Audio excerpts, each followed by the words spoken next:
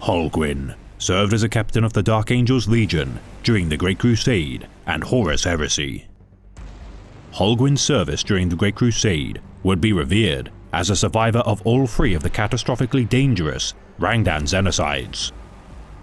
Commander of the elite Deathwing, Holguin's foreboding title as Deathbringer is well attributed. As among his Primarch Lionel Johnson's most trusted advisors, the brilliant commander and diplomat nonetheless grew jaded with his Primarch's actions.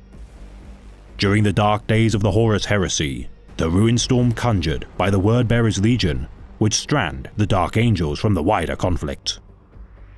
Combating the Night Lord's Legion during the conflict of the Framas Crusade, Holguin would survive the years of war until their capture of the Night Haunter, Konrad Curze.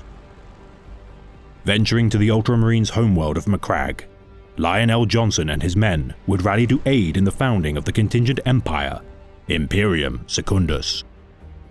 Their fell charge escaping to wreak havoc upon the Jewel of Ultramar, the Dark Angels hunted Curze through the capital and Zephath's system until eventually succeeding in once more containing his murder spree.